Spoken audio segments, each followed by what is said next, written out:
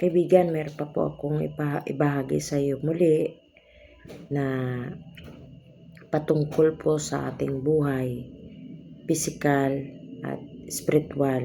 Ito po, sinabi po sa Genesis 2:7 na maliwanag po dito na at nilalang ng Panginoong Diyos ang tao sa alabok ng lupa, pisikal, at tiningahan ang kanyang mga butas ng ilong ng hininga ng buhay.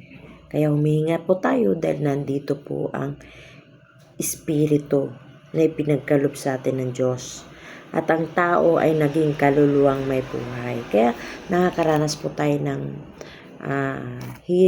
hirap, sakit, kasi andito po yung kaluluwa means yung damdamin. Nakakaramdam tayo ng sakit, nakakaramdam tayo ng gutom. Yung buhay natin po talaga ay tatlong bagay na dapat po talaga nating intindihin at unawain. Bilang tao, nandito po ang pisikal, andito po yung ating kaluluwa, andito yung hininga. Kaya naririto po tayo, kaya nabubuhay pa tayo. Pag umalis na ang ating espiritu at haharap na sa harapan ng Panginoon, ibig sabihin, ang katawang lupa ay babalik sa lupa. At ang hiningang may buhay ay babalik sa Diyos. Sinabi nga po doon sa unang tinuro sa atin ng Biblia, yung Ecclesiastes, na babalik sa Diyos ang ating espiritu. Malinaw po talaga sa Biblia. Sinabi din po dito na ang pinakamahalaga din po dito, ang physical, ang pinapaliwanag ko po ang physical, yung outer man at saka yung inner man, yung damdamin, yung innermost man, yun yung ating espiritu na dapat po natin maingatan ito sa harapan ng Diyos. At meron po ditong pinaliwanag din po dito bilang anak na ng Diyos na dito po sa sa Thessalonian 5:23 po na pakabanilin kayong lubos ng Diyos din ng kapayapaan, tang inyong espiritu at kaluluwa at katawan ay ingatang buo na walang kapintasan sa pagparito ng ating Panginoong Hesukristo. Kaya malinaw po talaga na pinapaingatan ng Diyos yung ating sarili, dahil tatlo po ang pinapaingatan ng Diyos. Malinaw po dito, at ang inyong espiritu at kaluluwa at katawan, tatlo po yan, at ingatang buo na walang kapintasan sa pagparito ng ating Panginoong Hesukristo. Ngayon bilang anak na ng Diyos, lagi po nating pakatandaan ang mga tinuturo ng banal na Espiritu sa atin upang sa pagharap natin sa harapan ng Panginoon, sa kanyang pagbabalik, madatnan niya tayong sinusunod natin ang mga salita niya at patuloy tayong humasa sa Diyos na lagi siyang nagpaalala sa atin at lagi nating turuan ng ating sarili na disiplinahin dahil ipinaunawa po sa atin ang lahat ng bagay na gustong ipahayag ng banal na Espiritu sa ating buhay. Kaya napakahalaga po ang tatlong ito. Ang outer man, ang inner man, at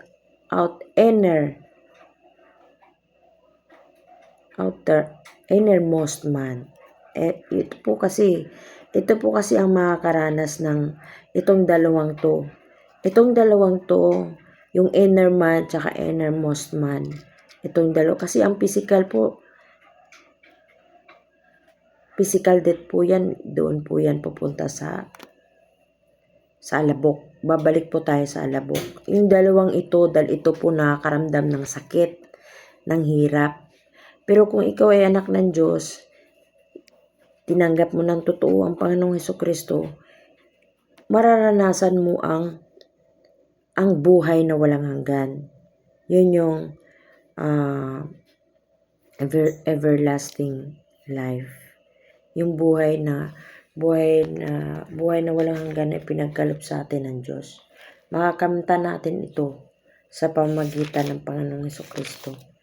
Yung sinasabi niya po dito sa 1 John 5:13 na ang mga bagay na ito ay sinulat ko sa inyo upang inyong malaman na kayo mayroong buhay na walang hanggan. Sa makatuwid ay sa inyong pananampalataya. Nanampalataya sa pangalan ng anak ng Diyos. Sino po yung anak ng Diyos? Diba? Ang Panginoong Hesukristo, siya ang anak ng Diyos. Tayo, mga anak ng Diyos din. Pero, ang ating relasyon ay we are children of God. Like, we adopt. Na-adapt po tayo. Inadapt po tayo bilang dahil tinanggap natin ang Panginoong Hesukristo. Meron po tayong adoption. We are adoption of God. Kaya malinaw po talaga sa Biblia, kung unawain niyo po, na talaga makikita mo ang katotohanan na itinuturo sa atin ng Diyos na maliwanag, na lagi niyang pinapaingatan at pinaalalahanan ang mga anak ng Diyos na kung ano magiging kalagayan natin sa harapan ng Diyos pagdating ng panahon na tayo'y babawiin na po ng buhay.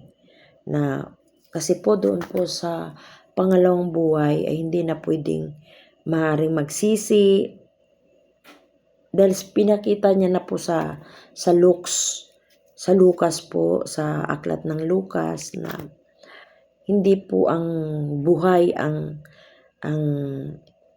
nananalangin, kundi ang patay doon sa napahamak sa impyerno. Siya mismo ang nagpapatunay doon sa isang mayaman na napunta sa impyerno. Pinakita ng Diyos ang kalagayan ng taong napunta sa impyerno. Napakainit, araw-gabi. Nararanasan niya po ang iyak. No, hindi kailanman, hindi na pwedeng, wala nang second chance pagdating sa pangalawang buhay. Kaya habang nabubuhay po tayo, alamin na po natin at kilalanin ang ating Panginoong Hesukristo bilang Panginoon na tagapagligtas. Siya lamang po ang ating kaligtasan upang makarating tayo sa langit. Yun lang po ang may babahagi ko, kapatid, sa iyo, na sa pamagitan ng salita ng Diyos, hindi po sa pamagitan ko, kundi sa salita ng Diyos, sa bibig ng Diyos. Kung sinasampalatayan mo na ang anak ng Diyos, ang Panginoong Hesukristo, ang mediator, maliligtas ka po. Patuloy lamang sa pakikinig ng salita ng Diyos at maipaliwanag ng maayos upang maunawaan mo rin po. Maraming salamat po.